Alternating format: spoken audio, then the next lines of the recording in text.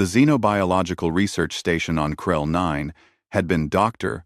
Tala Chen's home for 8 months now.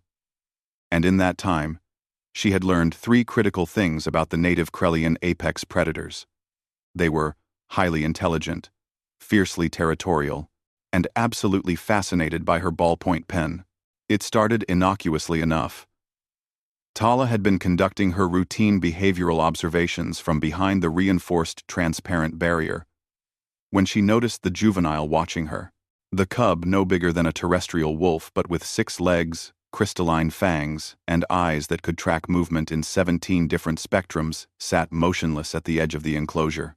Its name tag identified it as Ruin, one of the younger specimens in the research group. Tala had been making notes, clicking her pen absently between observations. Click, click, click. The sound echoed in the observation chamber, and Ruin's head tilted with each repetition, ears swiveling like satellite dishes. Interesting, she murmured into her recorder. Subject Ruin, displaying curiosity response to auditory stimulus. Making note for further. She clicked the pen again, and Ruin's entire body tensed. The cub's triple-jointed legs coiled beneath it, and for a moment, Tala thought it might attack the barrier. Instead, it released a series of chirps, the Krellian equivalent of excited questioning. The next day, Tala arrived to find a smooth riverstone placed deliberately against the transparent wall, exactly where she normally sat. She picked it up, turning it over in her hands. It was unremarkable, gray, oval, roughly the size of her palm. She glanced up to find Rune, watching her intently from across the enclosure. On impulse, Tala uncapped her pen and drew a small, smiley face on the rock. She held it up to show Ruin, who released another series of chirps, higher pitched this time, almost gleeful. That's not scientifically significant, Tala told herself, even as she carefully logged the interaction in her field notes.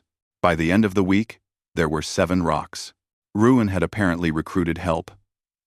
2 other cubs now participated in what Tala could only describe as a rock delivery service. They would find stones of various sizes and colors, carefully carrying them in their powerful jaws to deposit at the observation point. Each time Tala drew something, a star, a flower, abstract swirls, the cubs would crowd around the barrier, their bioluminescent markings pulsing with what the translation software tentatively identified as pleasure and anticipation. This is unprecedented, Tala explained during her weekly video call with the research director. Krellian predators are supposed to be solitary hunters with limited social bonding outside their immediate family units. But these juveniles are engaging in cooperative behavior, gift-giving, and what appears to be aesthetic appreciation. The director's face remained skeptical on the screen. Or they're testing your reactions for vulnerabilities.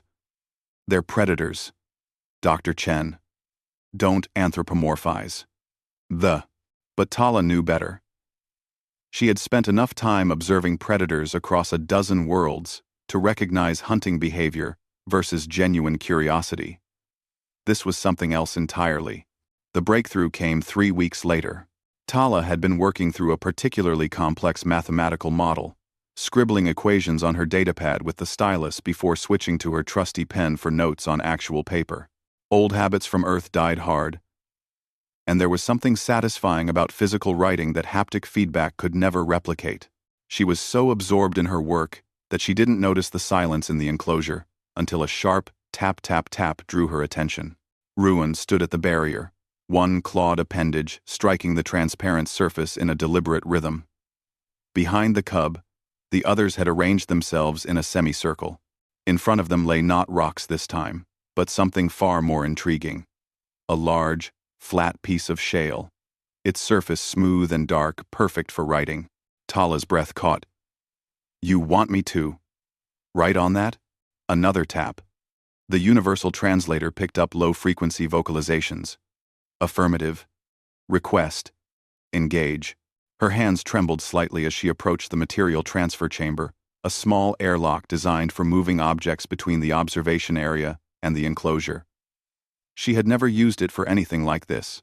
After proper sterilization protocols, she placed the shale through and retrieved it on her side.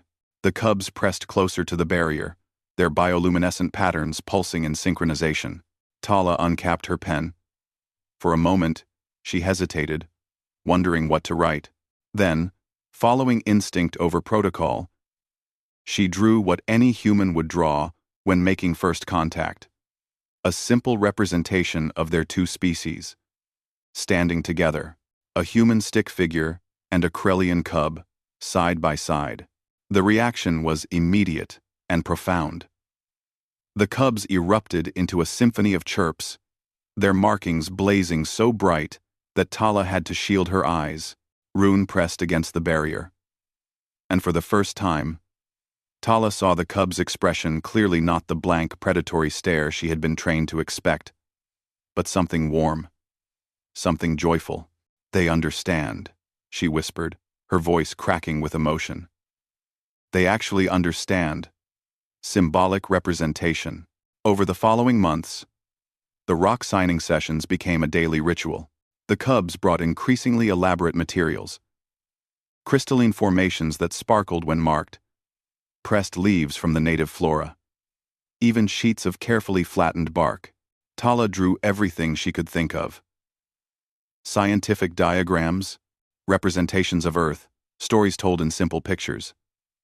The cubs studied each one with intense focus, occasionally adding their own marks with their claws' crude but deliberate attempts at communication. The scientific community erupted when Tala published her findings. Some called it the most significant xenological discovery in decades. Others claimed contamination, that she had somehow trained the cubs like performing animals. But Tala knew the truth. She had seen it in Ruin's eyes that first day. In the careful way the cubs selected their rocks. In the reverent manner they approached each new drawing. Humans weren't the only species in the galaxy who found meaning in marks on stone. They weren't alone in understanding that sometimes the simplest tools, a pen, a rock, a willingness to communicate, could bridge the vast gulf between species. On her last day before returning to Earth, Tala left one final drawing in the enclosure, a detailed portrait of Rune and the other cubs, each one rendered with as much care and love as she had ever given any artwork. Beneath it, she wrote in both English and the preliminary Krellian pictographic script she had helped develop. "Thank you for teaching me that predators can also be artists." When she looked back one last time, Rune stood at the barrier, holding a small, perfect stone. The cub's bioluminescent markings spelled out what the translator confirmed was the Krellian word for friend. Tala pressed her hand against the barrier, and Rune mirrored the gesture from the other side.